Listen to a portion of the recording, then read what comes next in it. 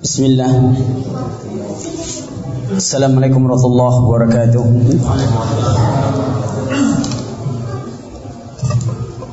Alhamdulillah nahmaduhu wa nasta'inu wa nastaghfiruhu wa natubu ilayh wa na'udzu billahi min shururi anfusina wa min sayyiati a'malina may yahdihillahu fala mudilla lahu wa may yudlil fala hadiya lahu.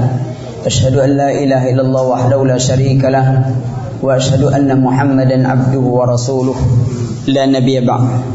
Allahumma salli ala Muhammad wa ala alihi wa sahbihi wa barik wa sallim wa man tabi'ahum bi ihsan ila yaumiddin wa ba'd. Fa inna khairal hadis kitabullah wa khairal huda hadi Muhammadin sallallahu alaihi wasallam wa sharral umuri muhdatsatuha fa inna kulla muhdatsatin bid'ah wa kulla bid'atin dhalalah wa kulla dhalalatin finnar. Ikhwati fid din, azzani azakumullah. Alhamdulillah kita dipertemukan oleh Allah Subhanahu wa taala di dalam majelis ini. Semoga kita mendapatkan keberkatan dari Allah Subhanahu wa taala. Sore ini atau ba'da maghrib ini kita akan membahas satu masalah, yaitu tentang racun daripada hati. Kenapa kita akan perlukan masalah ini? Karena sesungguhnya hati itu merupakan sasaran dari fitnah. Hati itu merupakan sasaran dari fitnah yang dimana syaitan akan berusaha menggoda manusia dengan cara merusak hati mereka. Kita bayangkan begini, kenapa kita tidak dapat khusyuk dalam sholat? Persoalannya adalah, pertama adalah karena hati kita itu masih sakit. Karena itu kita tidak memperoleh kekhusyukan dalam sholat. Karena hati yang sakit, dia seperti orang yang punya hati yang sakit. Dia seperti orang yang memegang sepotong daging, sementara iblis itu adalah anjing yang kelaparan.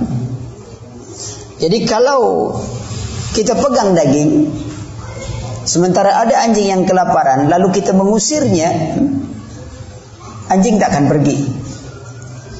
Mengapa? Karena makanannya masih ada di tangan kita. Kecuali kita membuang makanan ini jauh-jauh, baru dia akan pergi dan menyingkir. Perhatikan dalam sholat, ketika kita membawa dunia kita dalam sholat, maka ketika itulah ada makanannya. Contoh, kalau kita pas mau sholat, kita teringat dompet kita yang hilang, lalu kita cari tak ketemu, tiba-tiba azan. Dengan semangat kita pergi sholat. Kalau ada yang nanya, sudah ketemu dompetnya? Kita jawab, ya sudahlah, kalau kadar Allah bertemu, kalau rezeki kita, kalau bukan sudah kehendak Allah. Tapi yang berbicara itu lisan kita kah atau hati kita? Lisan kita yang berbicara. Hati kita sedang jatuh cinta pada dompet tadi. Maka itu kita bawa kecintaan kita pada dompet tadi dalam sholat. Coba tengok, waktu takbir mungkin setan lari. Allahu Akbar, mulai baca ayat, mulai terbayang dompet tadi di mana tuh. Sampai salam selesai, dompet pun ketemu. Coba bayangkan, kalau kita lihat, kita mau nagih hutang orang, ketemu dia di masjid, itu pun jadi sebab, sehingga tidak ada kekhusyukan. Nah, itu bisa masuk karena apa? Karena hati kita punya penyakit. Hati yang sakit itu, dia ada hati yang selamat. Yauma la yanfa'u malun wala banun illa man atallaha biqalbin salim. Pada satu masa tidak ada lagi manfaat mal, harta dan anak-anak illa man atallaha biqalbin salim, kecuali orang yang diwafatkan Allah menghadap Allah dengan hati yang selamat. Hati yang selamat dari syahwat, hati selamat dari syubhat. Hati selamat yang selamat dari syahwat, apa itu? Keinginan menentang syariat. Itu syahwat tuh. Kalau kita katakan bahwa nafsu birahi, itu boleh juga, tapi itu tidak umum. Secara umum yang dikatakan syahwat itu adalah keinginan menentang syariat. Ada saja alasan orang ingin menentang syariat, itu syahwat tuh. Maka kita perhatikan kalau orang sudah dikuasai oleh syahwatnya, ada saja alasan dia untuk menolak menjawab panggilan Allah. Ada saja alasan dia untuk melanggar syariat Allah. Kenapa? Syahwatnya telah menguasai dirinya. Sedangkan syubhat, keraguan pada kesempurnaan agama ini. Kesempurnaan nama, ragu dia sehingga dia merasa memerlukan cara yang baru. Karena keraguan dia pada kesempurnaan agama. Nah, syubhat dia bisa dikalahkan dengan ilmu dan keyakinan. Bisa menyingkirkan syubhat. Maka itu dikatakan kadang-kadang ilmu yakin, ainul yakin, hakul yakin. Ilmu yakin, ya ini suatu ilmu yang kita dapatkan dari berita-berita. Berita, ya, umpamanya ada yang memberitakan kepada kita bahwasanya ada durian yang isinya kuning. Itu kalau dimakan enak sekali. Kita sudah dapat dan kita yakini itu karena kita tahu ini orang memang ahli dalam bidang durian. Kita yakin dia ngomong, oke. Baru ilmu yakin. Besok kita lihat itu betul-betul ada sebuah durian, begitu dibuka kuning dia. Sudah nampak kita ainul yakin. Begitu kita rasa durian itu betul-betul nikmat, sekarang barulah jadi kita hakul yakin, itu dia. Benar. Kenapa? Saya sudah merasakannya. Lihat. Dengan keyakinan yang kuat, dengan ilmu akan mendatangkan keyakinan itu, sehingga apapun yang disebutkan tentang Islam, keburukan hilang dengan ilmu. Maka itu ahli ilmu itu ditakuti oleh syaitan dibandingkan orang ahli ibadah. Karena ahli ibadah belum tentu dia beribadah dengan ilmunya. Maka itu dengan ilmu kita akan bisa membentengi diri. Ya, kemudian nanti sedangkan syahwat itu bisa disingkirkan dengan kesabaran. Sabar. Ya, bagaimana cara kita sabar? Nah, ketika kita sabar dalam mengendalikan syahwat kita, insyaallah maka itu akan bisa mengalahkan syahwat, keinginan menentang syariat Allah. Nah, apakah yang menjadi penyebab dari penyakit-penyakit hati itu? Ya, di antaranya ada 4 yang pokok dari penyakit hati, yang menyebabkan hati itu jadi sakit dan mudah menerima kuman penyakit lainnya. Ya, pertama, banyak bicara. Kedua, banyak makan. Ketiga, banyak memandang. Keempat, banyak bergaul. 4 perkara ini dia akan menjadi racun pada hati kita kalau kita tidak bisa mengendalikannya. Ya, dia akan menjadi racun bagi hati kita. Hati akan rusak. Apa kata Abdullah Mubarak? Ra'aitu dzunuba tumitul qulubi wa qad yurisul zilli izmanaha. وترك الذنوب حياة القلوب وخير لنفسك عصيانها. Dikatakan oleh Abdullah Mubarak, aku melihat dosa-dosa itu akan mematikan hati. Dosa-dosa itu akan mematikan hati dan dia akan mendatangkan kehinaan bagi siapa yang melakukan dosa. Maka meninggalkan dosa itulah yang akan menghidupkan hati kita. Maka selaluilah menjauhkan diri dari semua perbuatan dosa itu. Nah, di antaranya adalah yang merusak hati kita itu banyak bicara. Allah Subhanahu wa taala berfirman dalam surah Qaf, "Ma yalfizu min qaulin illa ladaihi raqibun atid." Ya. Tidaklah suatu ucapan yang kita keluarkan melainkan di kiri kanan kita itu ada yang mencatat ucapan itu. Hati-hati. Banyak berbicara, kadang-kadang orang terlalu banyak berbicara. Pembicaraan itu ikhwan, ketika dia belum dikeluarkan, kitalah yang menguasainya. Tapi ketika pembicaraan itu sudah keluar, maka terbalik dialah yang menguasai kita. Maka itu ada pepatah katakan, mulutmu harimau. Mulutmu harimau. Ketika engkau belum keluarkan kata-kata itu, maka biasa saja engkau yang menguasainya. Apa yang kita omongkan itu, kita menguasainya. Tapi besok, ketika kita sudah mengeluarkan perkataan itu, ingat, perkataan itu akan menguasai kita, akan kembali kepada kita. Maka hati-hati apa yang kita ucapkan. Allah katakan, Inna rabbaka labil mirsad. Sesungguhnya Rabbmu benar-benar mengawasi. Ya. Perhatikanlah, banyak bicara itu merupakan bencana bagi kejiwaan manusia. Apa kata Rasulullah sallallahu alaihi wasallam dalam hadis riwayatkan Abu Hurairah radhiyallahu an? Kata Rasulullah, yang paling banyak menjerumuskan manusia ke dalam neraka dua lubang. Apa itu? Mulut dan kemaluannya. Jazakallahu khair. Bismillah.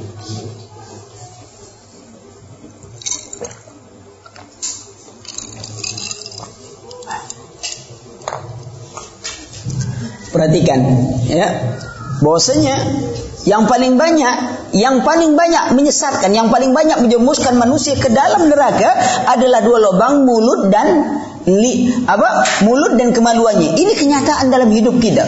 Orang banyak bicara, ya.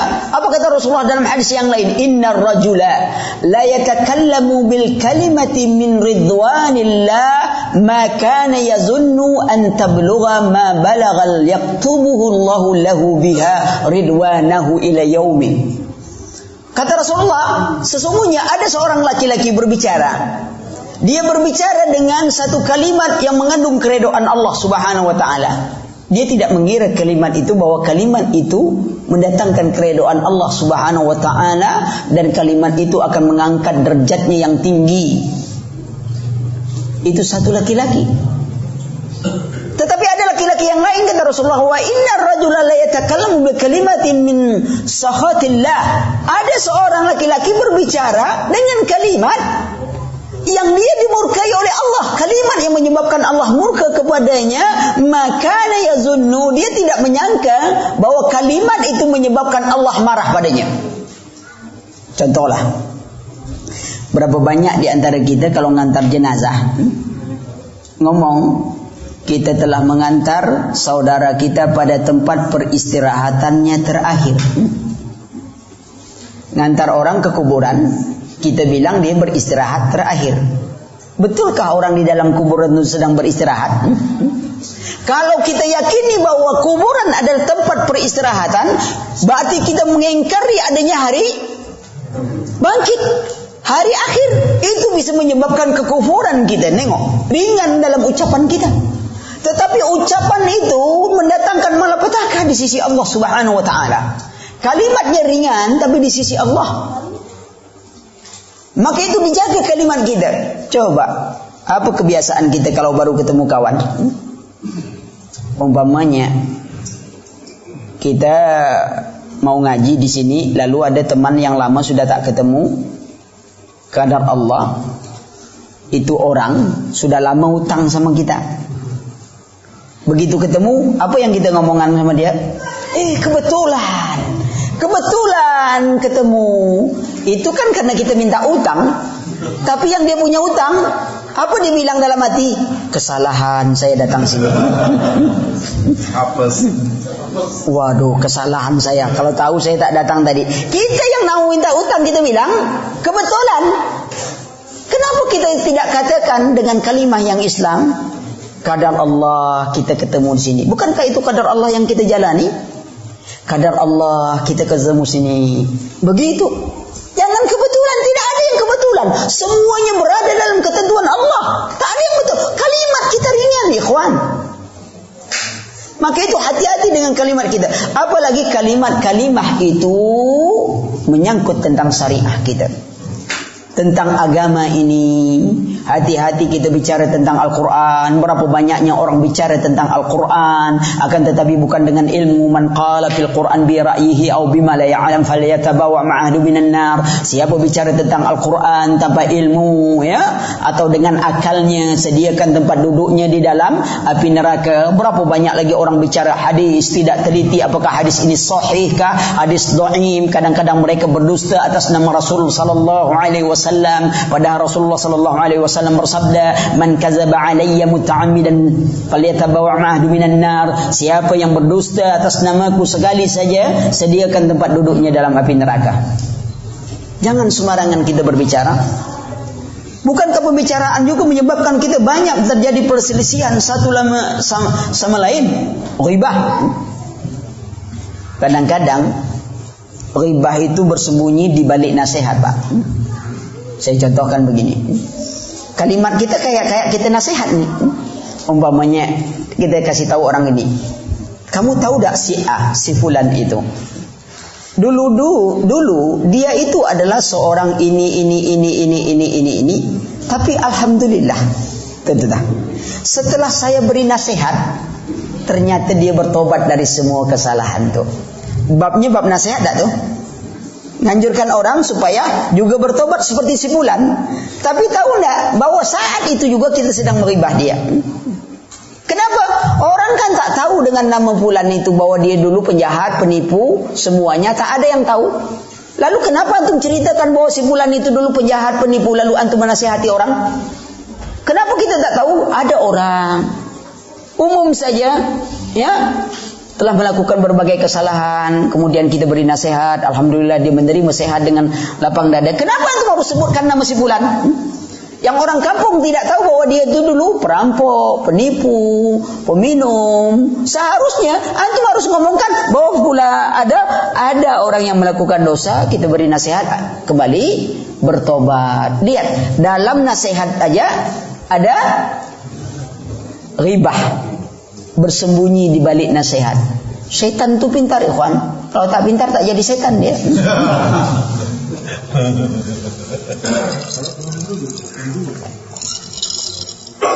Cuman pintar ngerjain orang, ya. Pintar menentang Allah. Maka itu orang yang terlalu mengagum pada setan, pengagum setan, tentu juga dia mengagumi akal setan. Karena akal setan itu pertama sekali menentang syariat Allah dengan akalnya, ya iblis. Jadi banyak antik-antiknya sekarang, semuanya diukur dengan akalnya. Sebab iblis dulu seperti itu. Ketika Allah suruh sujud, iblis katakan saya lebih baik. Masa yang lebih baik harus sujud kepada Adam seperti ini? Logika kita seperti itu. Menurut iblis dia lebih baik. Yang lebih baik tidak pantas untuk sujud kepada seperti ini. Dia pakai akal untuk menentang syariat Allah. Bayangkan tuh. Hari ini banyak ada orang nentang. Sebagian ingkar sunnah, apa kata dia? Mereka mengatakan bahwa yang puasa itu hanya orang yang melihat bulan. Sebab Allah berfirman, "Man syahida minkumus sahra falyasum." Siapa yang melihat bulan, maka puasa. Maka orang buta tak boleh puasa sebab tak tengok bulan. Akalnya main akal-akalan. Ada sebagian lagi solat itu tidak penting, yang penting mengingat Allah. Bukankah solat itu untuk mengingat? Rasa-rasanya benar. Kalau gitu besok antum datang, antum undang dia ke rumah, sediakan udang galah yang besar-besar, sediakan makanan yang enak-enak. Pas diundang makan, waktu dia mau makan, bilang dulu, tunggu dulu Pak. Kenapa? Coba bayangkan udang ini dulu. Setelah dia bayangkan, enak enggak? Enak, sudah pulang. Kan cukup ingat saja kan? Sudah pulang saja. Coba kenyang enggak? Lihat. Mengingat ada aturan yang diberikan. Diagungkan akal lidahnya semua ngomong seenak ngomong, ini tak sesuai dengan akal saya. Memangnya akal Al-Quran harus nurut akal kita, Pak? Kita yang harus nurut syariat. Karena syariat ini berada di atas daripada akal manusia. Apa yang disebut oleh syariat itu kadang-kadang ada yang tidak terjangkau oleh akal kita. Banyak perkara dunia saja yang tak terjangkau oleh akal kita. Kita ini jadi aneh. Kalau dukun yang datang ke rumah kita ngomong, apa kata dukun? Pak, saya lihat di rumah ini ada penunggunya. Kita langsung, oh iya ya. Padahal kalau kita normal, kita berpikir, iya Pak, sudah lama saya nunggu sini. Kan gitu. Kalau dia bilang kan, oh bukan maksud saya, ada jinnya. Kita kan bisa ngomong, benar Pak, ada jinnya? Iya. Oh iya Pak, kelihatan di belakang Bapak tuh, kata dia. Mana nih? Kita ngomong di belakang. Dia kan tak bisa lihatkan jin sama kita. Kita pun tak bisa lihatkan jin sama dia. Oh iya Pak, di belakang tuh. Mana? Kalau dibilang mana? Berarti sama aja Bapak dengan saya. Mana juga. Iya. Tetapi kalau Allah dan Rasul menetapkan, dia tak yakin itu. Hari kiamat akan datang. Salah satu tandanya kata Rasulullah, banyak wanita berpakaian tapi telanjang. Allah. Kalau di Riau anak sering buat istilah begini, musim anak SMA pakai baju TK. Itu menakjubkan kalau anak SMA pakai baju TK. Gimana kata antum? Maka itu jangan suka-suka ke mall. Sebab penyakit pertama yang tersebar di mall itu sesak napas. Kita naik eskalator dia pakai rok pendek, turun eskalator dia pakai baju pendek, napas kita jadi pendek dibuatnya. Hati-hati itu, jangan terlalu sering. Sudah tuh mata kita sakit, mata pencaharian, kita belanja terus. Allah, nasib betul-betul. Kembali kita bahwa yang merusak pertama lisan kita. Ghibah di situ. Ada lagi kebiasaan orang ringan nampaknya, kebiasaan bersair. Itu pun tidak boleh. Ini kadang-kadang saya dengar penceramah muda terlalu muda bersair ini. Itu tidak budayanya.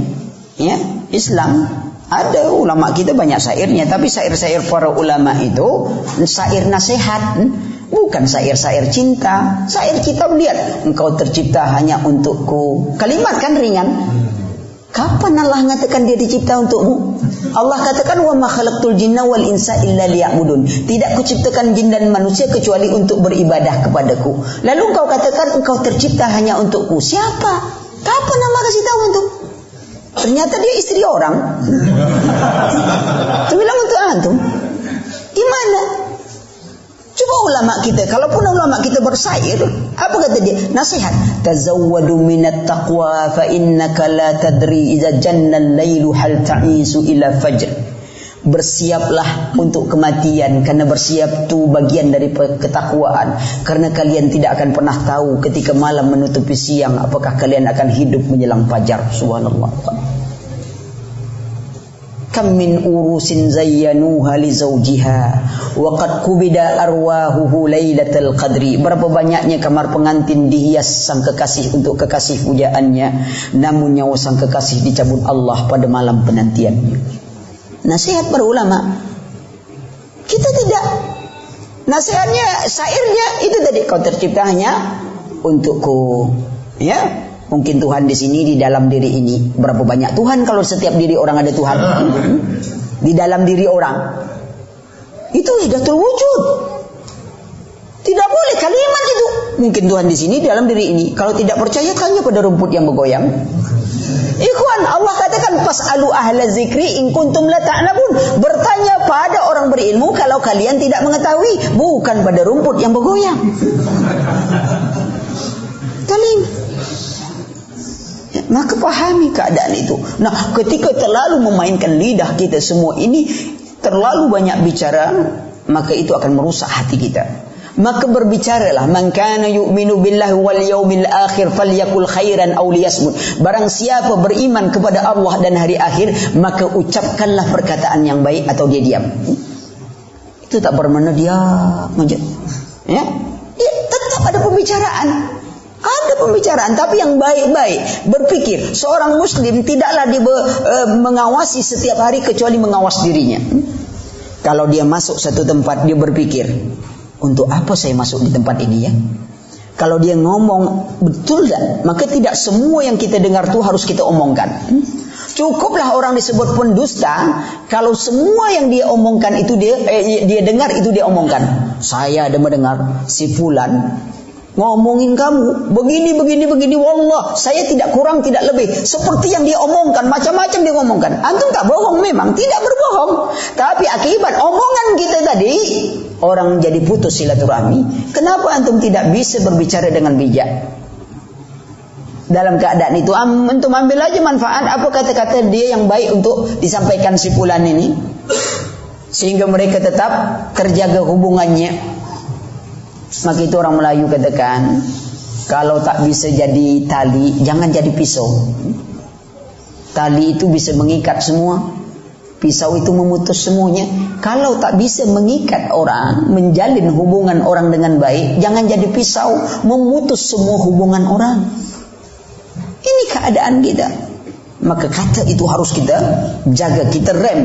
Apalagi berbicara tentang Allah tanpa ilmu, bicara tentang hadis tanpa ilmu, bicara tentang agama tanpa ilmu. Ini adalah dosa yang besar. Maka kita katakan, cukuplah kita mengatakan Allahu a'lam. Orang yang berani mengatakan saya tidak tahu, hanya Allah yang tahu, itu menunjukkan keilmuan bagi dirinya. Kalau kita dalam belajar, belajarlah untuk mengatakan saya tak tahu. Sebab ketika kita mengatakan kita serba tahu, maka orang akan cari pertanyaan membuat kita tidak tahu. Ada ustaz umpamanya, setiap pertanyaan jawab terus. Antum tahu jemaah akan berpikir, apa kira-kira pertanyaan yang buat ustaz ini tak tahu? Itu tuh, ada tuh yang gitu, dicarinya. Ustaz tanya gini, begitu, wah itu saya tak tahu. Kan tak tahu juga. Katanya tahu semua, gitu dia. Jadi belajar. Tapi ketika kita mengatakan saya tidak tahu, yakinlah berapa banyaknya orang yang akan memberitahukan kepada anda. Maka belajar, jangan malu. Enggak, saya tak tahu urusan itu. Tapi harus tepat guna. Jangan kalau antum ditanya, buat nasi goreng pandai tak? Allahu a'lam. Itu salah jawab. Masa buat nasi goreng jawabannya Allahu a'lam? Ya, bilang aja tidak tahu. Nah, ini kalimat agama yang digunakan untuk Allahu a'lam. Jangan salah tempat. Ya, ini saking semangatnya Allahu a'lam, semua Allahu a'lam. Kacau itu. Ya. Memang Allah Maha tahu semuanya, tapi penempatan kata itu harus baik. Kata-kata itu harus baik. Tak mungkin azan antum kumandangkan dekat kuburan. Loh, kalau sempat dia bangun mau sholat gimana antum? Dia selama ini tak sholat, pas dia mati langsung antum azan dekat kuburan, bangun dia belum meruduk. Jadi tempatkan. Kalau antum salah menempatkan kalimat, salah. Tidak mungkin antum sedang makan Allahumma inni a'udzubika minal khubusi wal khaba'is. Doa baik tak tuh? Baik kan? Nah, doa itu baik tak? Baik, doa sangat bagus. Tapi antum salah menempatkan itu untuk masuk WC, bukan untuk makan. Maka tempatkan posisinya. Nah, pembicaraan. Apa lagi kalau kita bicara tentang Allah? Kalau kita tidak tahu, jangan bicara. Allahu a'lam tentang Quran, jangan bicara. Sebab semuanya akan diminta pertanggungjawaban oleh Allah Subhanahu wa taala. Allahu a'lam, saya tak tahulah. Nanti saya ada buku, saya bagi buku. Buku kan tulisan orang. Iya, antum orang tak? Bilang. Gitu kan, kalau dibilang buku kan tulisan manusia. Iya, memangnya antum jin. Antum kan orang juga kan, maka itu anak bagi buku karya orang. Kalau antum jin, ya tak guna anda kasih buku tentang jin juga. Gitu. Ini karya orang. Kalau antum merasa diri antum masih sebagai manusia, saya bagi buku karya manusia. Kecuali antum bukan manusia lagi, bilang. Iya, bagi. Maka itu hati-hatilah berbicara. Intinya adalah, nah, ketika terlalu banyak bicara, lihat orang yang suka berdebat. Itu orang yang paling dimurkai Allah, dibenci Rasulullah sallallahu alaihi wasallam. Semuanya berdebat. Apalagi dalam masalah agama. Maka itu Imam Syafi'i katakan, tarkul jawabi 'alal jahili jawab. Meninggalkan orang yang bodoh itulah jawabannya. Kalau dia bertanya, kita tengok ini orang sebenarnya gayanya aja bertanya. Lebih baik antum tinggalkan sajalah berdebat. Percuma, tak nyambung. Jadi antum habis energi, dia tak nyambung, tak kemana-mana perginya. Ya, udah tinggalkan aja. Kalau dibilang kalah kan, tak peduli, kalah kata dia terserah. Yang jelas itulah jawaban bagi orang yang bodoh. Lihat, banyak. Kadang-kadang bertanya itu ya, itu saya katakan bertanya tak wajar. Kadang-kadang bertanya, Ustaz, kalau kita di bulan kiblatnya di mana Ustaz, kata dia. Karena kasus-kasus kiblat. Tentu kita tanya, antum nanti ke bulan dulu, nanti antum telepon anak, nanti anak kasih tahu di mana kiblatnya. Kan antum sekarang belum sampai ke bulan ya, Ki.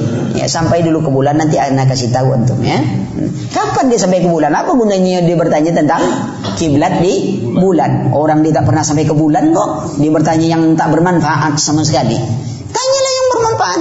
Ustaz, kita ini keturunan Nabi Adam keberapa? Tengok tak? Sebab ada buku yang mengatakan bahwa manusia bukan keturunan Nabi Adam pertama, tapi keturunan Nabi Adam ke-100. Coba lihat bodohnya orang. Nabi Adam ke-100 ini turunan Nabi Adam yang keberapa? Pertama kan? Kenapa dia sibuk? Semua Adam, mau Adam Malik, mau Adam Smith, mau Adam Ali. Yang tidak keturunan dia adalah Adam R. Itu bukan keturunan Nabi Adam. Adam R itu bukan keturunan Nabi Adam.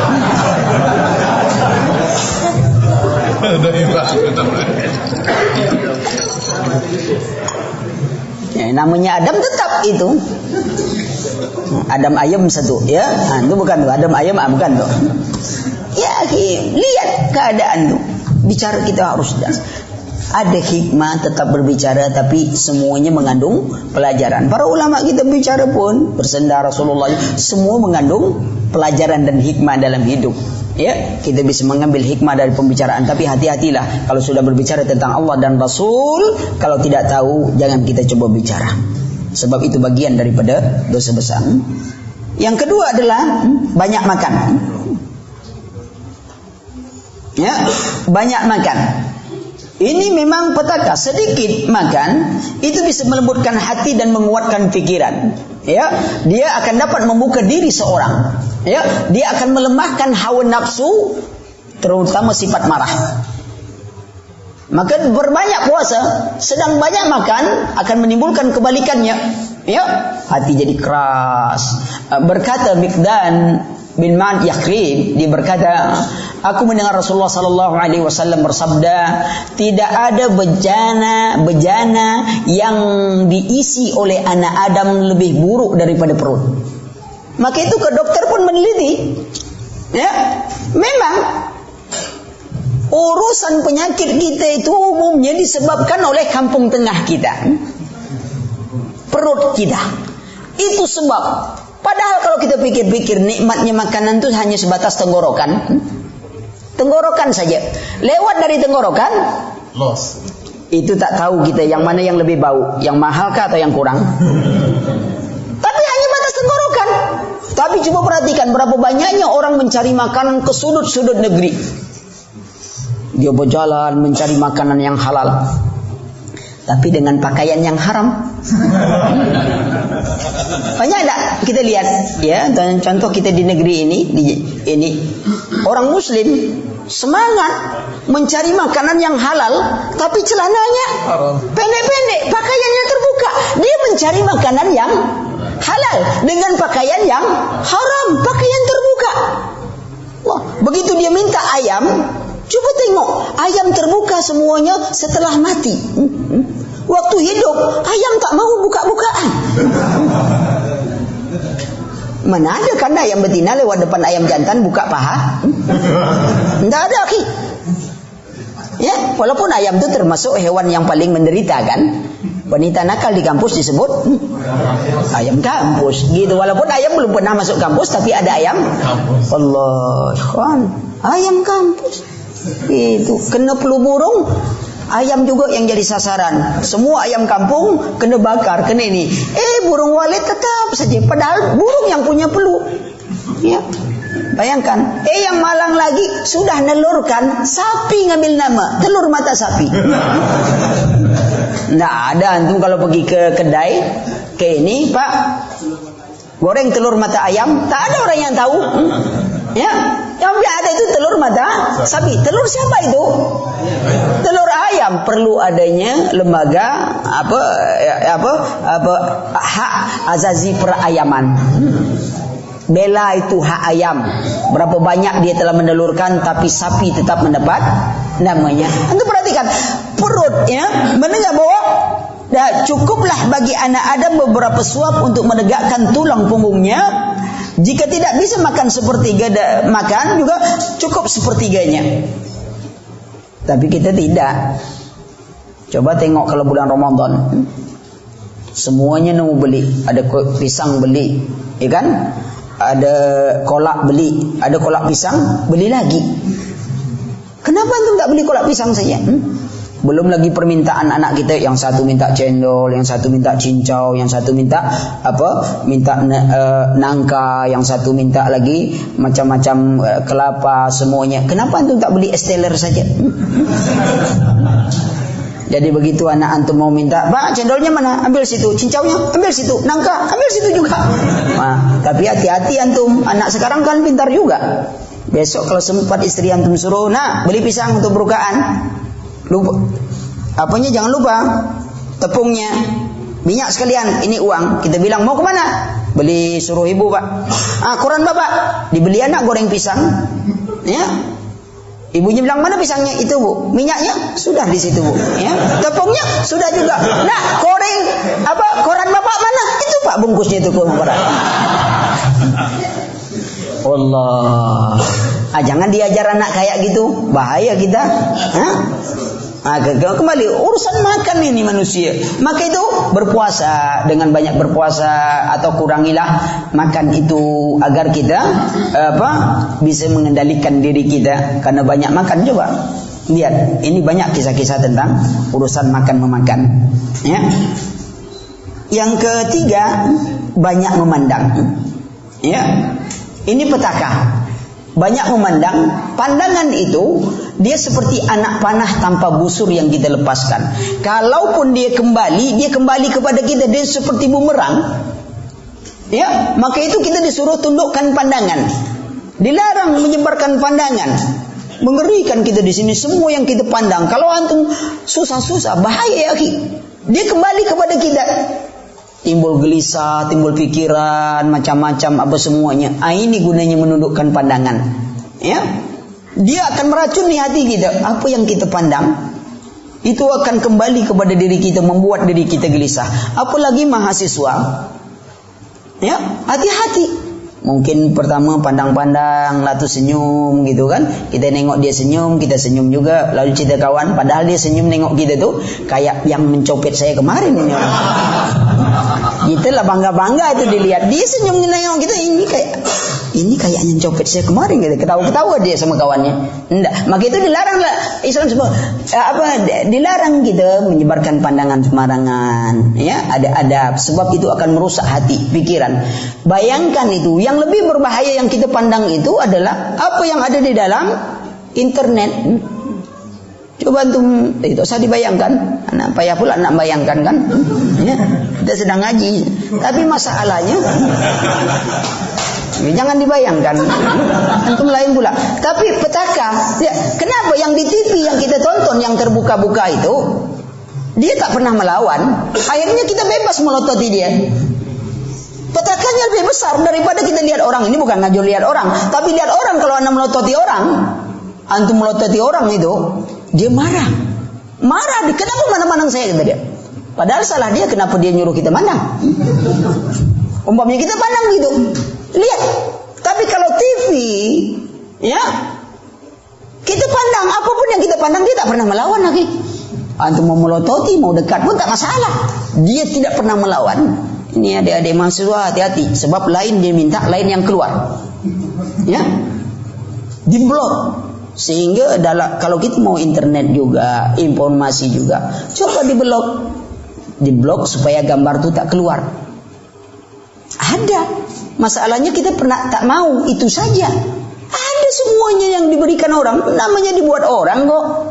Bisa diblok. Ini banyak mahasiswa dia. Hah? Anak kasih satu. Ya.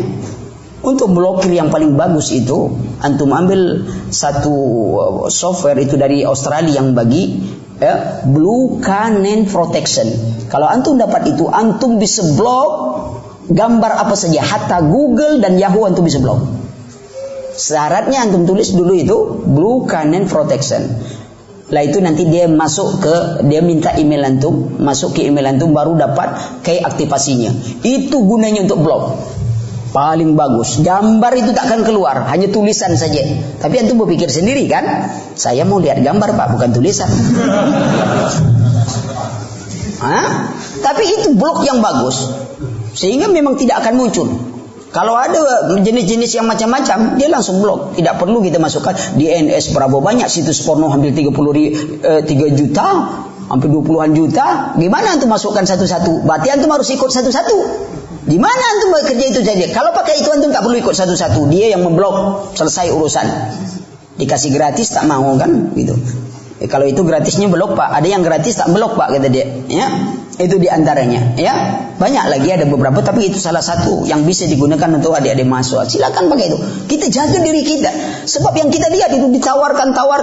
Pertama nolak, kedua nolak sedikit, ketiga tak ada nolak lagi.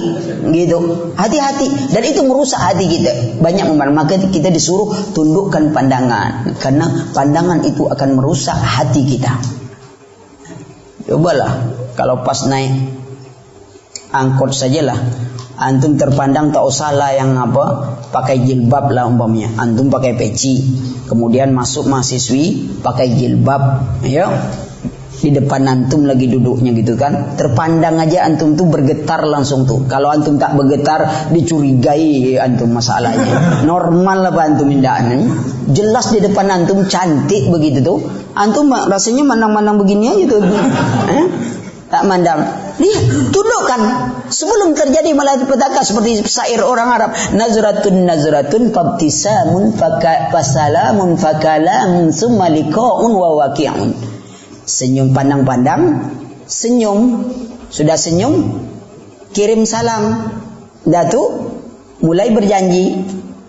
Nah, terjadi pertemuan, kecelakaan. Itu dia. Bentengi diri kita. Ini diantara malapetaka. Nah, yang terakhir ini adalah banyak bergaul. Kita boleh berteman dengan orang semua. Tapi orang yang kita jadikan teman itu ada beberapa golongan, ikhwan. Ada orang yang wajib untuk kita pertemani. Ada orang yang harus kita jauhi. Orang yang pertama yang wajib kita pertemani adalah orang yang bertakwa dan berilmu. Seperti kebutuhan primer kita. Kita selalu menyertainya. Karena itu akan menjadi obat bagi kita. Tapi ada orang-orang yang hanya boleh kita berteman ketika kita butuhkan. Seperti teman-teman bisnis.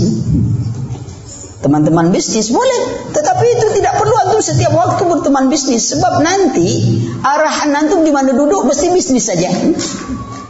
Tidak lepas. Maka dia seperti orang makan obat. Kalau antum makan obat itu kan harus ikut kata dokter. Kalau butuh baru makan. Kalau mau cepat sembuh, tentu kata dokter ini Pak, obat ini dimakan 3 kali sehari. Sekali makan 1. Ini saya bagi untuk 1 bulan. Kalau antum berpikir ingin cepat sembuh, tentu antum akan berpikir, wah ini kalau makan sekali susah. Lebih baik makan semuanya aja lah sekaligus. Insya Allah tepat sembuh. Induk-induknya pun sekalian tak ada lagi. Tak ada penyakit lagi sebab induknya langsung mati sekalian. Sembuh tuh tak ada penyakit lagi, induknya hilang. Tapi kepada teman bisnis ini pertemanan kita adalah pertemanan seperti orang makan obat. Ketika kita butuh, baru kita duduk. Setelah itu kita tidak perlu duduk. Yang perlu kita duduk itu kepada orang-orang berilmu. Kenapa ini akan menghidupkan? Dia bisa memberi nasihat kepada kita. Kalau kini betapa senangnya semua orang sudah bisa hafiz, sudah bisa SMS, ya. senang dia, tapi malangnya kadang-kadang nasihat itu hanya untuk akhwat saja. Ini mahasiswa kadang-kadang macam itu tuh, Ustaz. Masuk waktu. Ya, insyaallah nanti kita lanjutkan lagi. Ya. Itu saja. Subhanakallahumma wa bihamdika asyhadu an la ilaha illa anta astaghfiruka wa atubu ilaik. Wassalamualaikum warahmatullahi wabarakatuh.